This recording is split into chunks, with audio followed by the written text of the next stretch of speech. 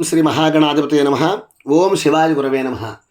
ఓ నమస్తేస్తు మహామాయే శ్రీపీఠే సురపూజితే శంఖచక్రగదాహస్తే మహాలక్ష్మీ నమోస్తుతే. శ్రీ వరలక్ష్మీదేవి వ్రతకథ. పూర్వకాలంలో సూత పౌరాణికుడు సౌనికుడు మొదలు మహర్షులను చూచి ఇట్లని: ఓ మునివర్యులారా, స్త్రీలకు సకల సౌభాగ్యములు కలుగు చేసేటువంటి ఒకనొక వ్రతాన్ని పూర్వం పరమేశ్వరుడు పార్వతీదేవి చెప్పెను. దానిని మీకు చెప్పుదున వినుమని ఈ విధంగా చెప్పడం ప్రారంభించరు. పూర్వం కైలాస పర్వతమున వజ్ర వైఢూర్య గోమేధిక పుష్యరాగ మరకత మాణిక్యాలతో చేసినటువంటి బంగారపు సింహాసనందు పరమేశ్వరుడు కూర్చునుండగా పార్వతీదేవి పరమేశ్వరుడు నమస్కారం చేసి: దేవా, లోకమున స్త్రీలు ఏ వ్రతం చేసినా సర్వసౌఖ్యములు పుత్ర పౌత్రాభివృద్ధులు పొంది సుఖంగా ఉందరో అటువంటి వ్రతాన్ని చెప్పమని అడిగిందిట. అందులో పరమేశ్వరుడు: ఓ మనోహరి, స్త్రీలకు పుత్రులను పౌత్రులను సంపదలను కలుగు చేసేటువంటి వరలక్ష్మి వ్రతమున ఒక వ్రతం గలదు.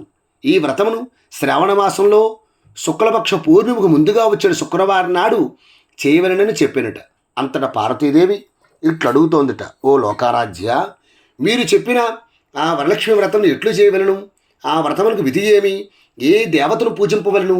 పూర్వం ఎవరిచే ఈ వ్రతం ఆచరింపబడినదో అది అంతా కూడా నాకు సవిస్తరంగా తెలియజేయమని పరమేశ్వరుని పార్వతీదేవి అడిగిందట.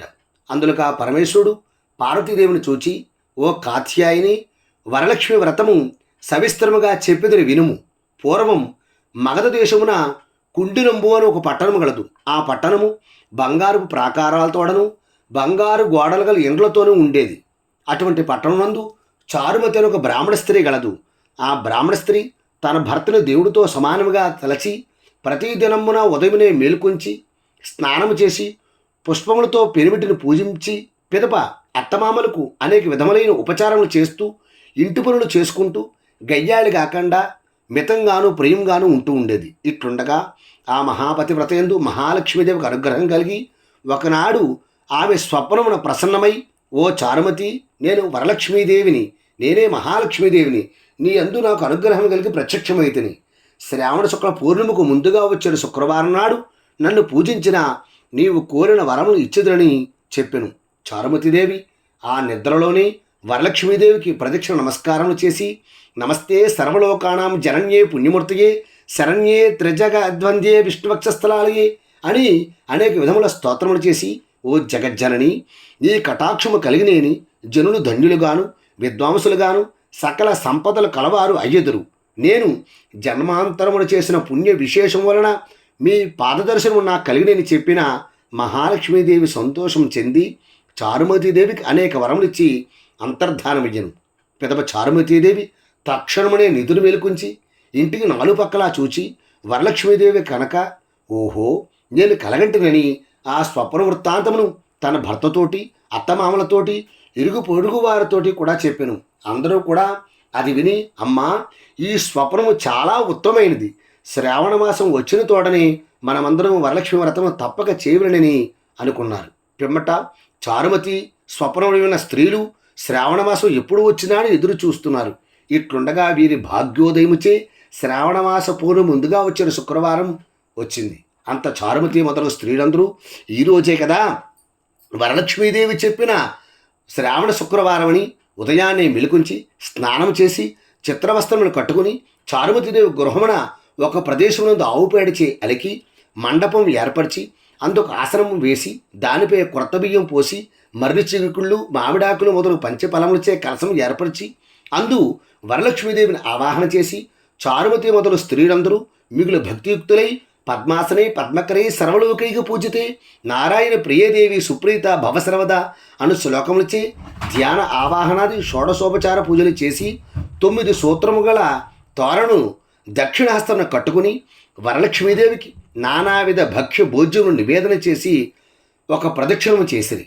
ఇట్లు ఒక ప్రదక్షిణము చేయగానే ఆ స్త్రీలందరికీ కాళ్ళయందు గళ్ళు గళ్ళు మనకు శబ్దం కలిగిన అంత కాళ్ళను చూచుకొనిన గజ్జలు మొదలు ఆభరణము నుండి చూచి చారుమతి మొదలు స్త్రీలందరూ: ఓహో, వరలక్ష్మీదేవి కటాక్షం వలన ఇవన్నీ కలిగినవని పరమానందము పొంది మరి రెండవ ప్రదక్షిణము చేసిరి. రెండవ ప్రదక్షిణము చేయగానే అస్తములయందు దగదగా మెరుగుచుండు నవరత్న ఖచ్చితమైన కంకణములు మొదలగు ఆభరణములు చూచిరి. ఇంకా చెప్పనేలా మూడో ప్రదక్షిణం చేసిన వెంటనే ఆ స్త్రీలందరూ సర్వభూషణ అలంకార భూషితులై చారుమతి మొదలుగు ఆ స్త్రీలు గృహములెల్లా బంగారముతో నిండి రథములు ఏనుగులు గుర్రములతోట నిండినను. అంతా ఆ స్త్రీలను తీసుకుని గృహములు పోవుటకు వారి వారి ఇండ్ల నుండి గుర్రములు ఏనుగులు రథములు బండ్లు వరలక్ష్మీదేవిని పూజించుచుండు స్థలములకు వచ్చి నిలిచి ఉండెను. పిదప చారుమతి మొదలగు స్త్రీలందరూ తమకు కల్పోక్త ప్రకారంగా పూజ చేయించిన బ్రాహ్మణోత్తముని గంధ పుష్పాక్షలతో పూజించి 12 కుడుములు వాయినదానం మించి దక్షిణ తాంబూలం వసంగి నమస్కారం చేసి బ్రాహ్మణోత్తమునిచే ఆశీర్వాదం పొంది వరలక్ష్మీదేవికి నివేదన చేసిన భక్ష్యాదులను బంధువులతోడ ఎల్లరూ భుజించి తమ కొరకు వచ్చి కాచుకుని ఉన్న గుర్రములు ఏనుగులు మొదలగు వాహనములు ఎక్కి తమ తమ ఇళ్లకు పోయిరి. అప్పుడు వారు ఒకరితో ఒకరు, ఆహా, చారుమతీదేవి భాగ్యం ఏమని చెప్పవచ్చును? వరలక్ష్మీదేవి తనంతట తానే చారుమతీదేవి స్వప్నంలో వచ్చి ప్రత్యక్షమైను. ఆ చారుమతీదేవరనే కదా మనకిటి మహాభాగ్యము సంపదలు కలిగినవని చారుమతీదేవిని మిక్కులు పొగడుకొనుచు తమ తమ ఇండ్లకు పోయి చేరిరి. నాటి నుండి నేటి వరకు చారుమతి మొదలగు స్త్రీలందరూ ప్రతి సంవత్సరం ఈ వ్రతం చేయుచు పుత్ర పౌత్రాభివృద్ధి కలిగి ధన కనక వస్తువాహనలతో కూడుకుని సుఖంగా ఉండేది. కావున ఓ పార్వతి, ఉత్తమమైన ఈ వ్రతమును బ్రాహ్మణాది 4 జాతుల వారును చేయవచ్చును. అటు చేసిన సర్వ సౌభాగ్యములు కలిగి సుఖంగా ఉందురు. ఈ కథను వినుల వారలకు చదువుల వారకు వరలక్ష్మి ప్రసాదముల వలన సకల కార్యములు సిద్ధించును అని పరమేశ్వరుడు పార్వతీదేవికి చెప్పెను. వ్రతలోపమైన కథలోపం కారాదు, భక్తి తప్పిన ఫలం తప్పరాదు. సర్వే జనా సుఖినో భవంతు. ఇది వరలక్ష్మి వ్రతకథ సమాప్త. స్వస్తి.